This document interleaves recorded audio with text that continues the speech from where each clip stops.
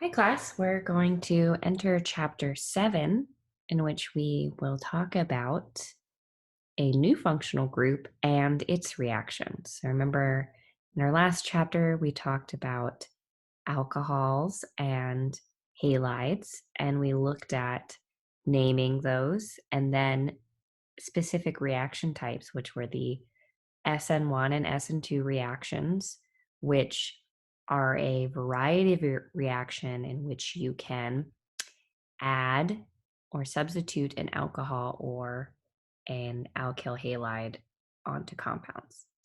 In this chapter, we're going to be talking about double bonds, which are called alkenes, if you remember,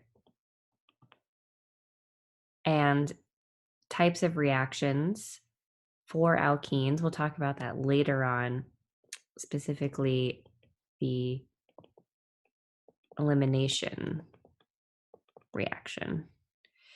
So we'll talk about alkenes and naming alkenes, and then we'll go into, in the later part of this reaction, or excuse me, this chapter, the elimination reaction.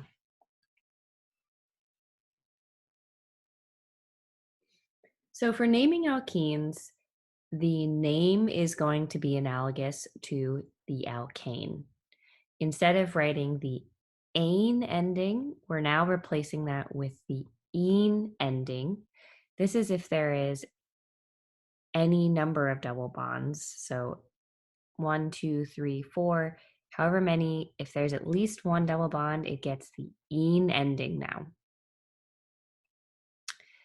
And then it will be numbered accordingly, using our same numbering rules as we've seen before, where the double bond will get priority.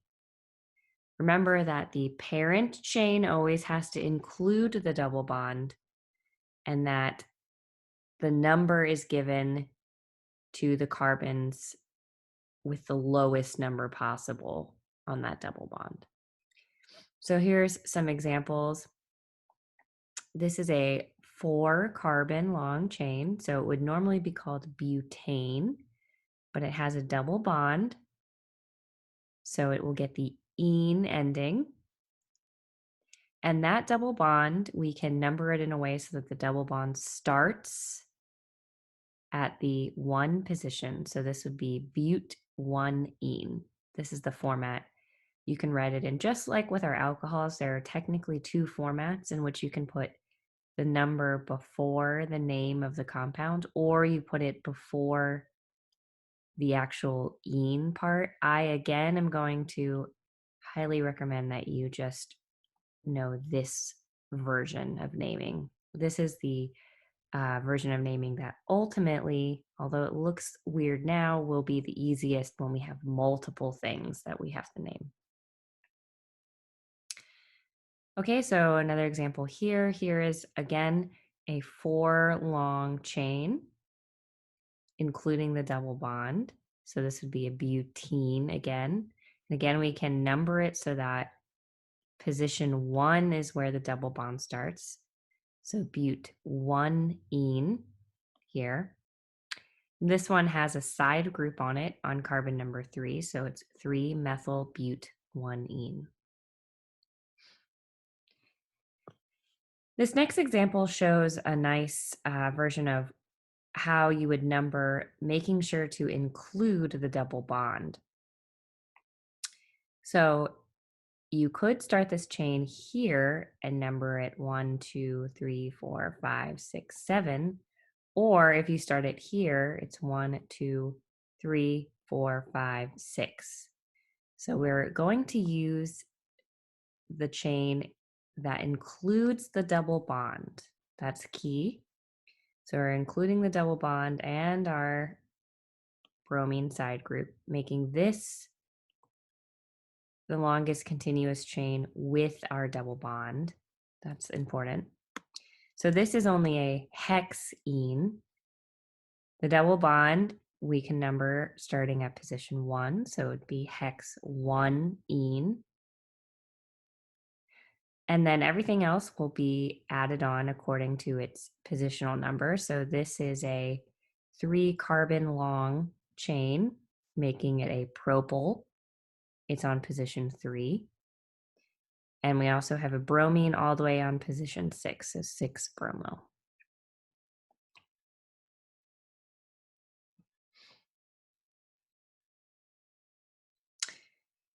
How do we determine priorities of substituents? We talked about this when we looked at our alcohols and our um, halides as well. And we decided, remember, that alcohols will normally get the priority in the substituent. However, now that we're talking about double bonds, they get priority in numbering over halogens and over other alkyl substitutes.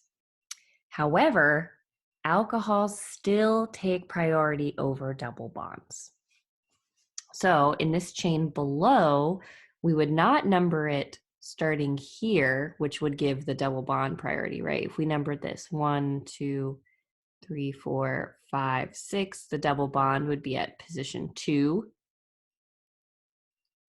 But instead, we number it starting here, giving the alcohol priority. And to name something with a double bond and an alcohol, you can see you have an -all ending.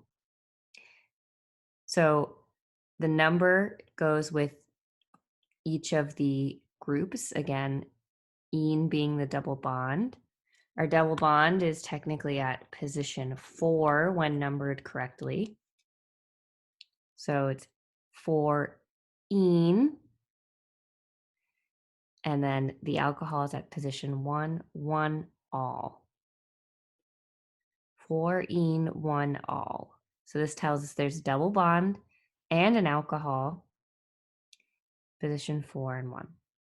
And then, of course, our side methyl group, which gets position number 5.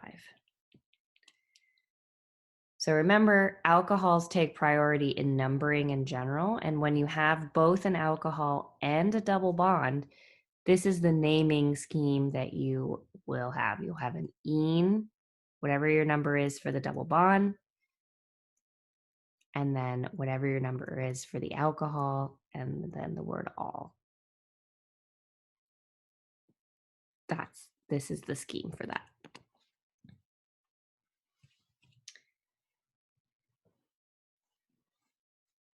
There are common groups containing double bonds, and they include names such as vinyl, allyl, or isopropyl groups. So these are kind of common names we can use. For example, we can call a double bond between 2 carbons a vinyl group. This is referred to as vinyl. So something like this compound here would be vinyl chloride. An allyl group is a double bond on a side chain that has 3 carbons. That's an allyl group. So this, for example, would have a common name of allyl alcohol. And here's a isopropenyl. Notice this is a little bit different. Instead of isopropanol, propanol with an A, which would be when we only have single bonds like this. It has that E there for the double bond. So something like this compound could be referred to as an isopropenyl chloride. Again, these are just common names. These can all be named correctly using IUPAC formats. You might see these again in your everyday circumstances, especially in things with polymers. And in fact, I'm sure, know of PVC, which stands for polyvinyl chloride. Polyvinyl chloride is a polymer that's just a repeating unit of this unit right here of vinyl chloride. So we see these group names, common names used in everyday circumstances.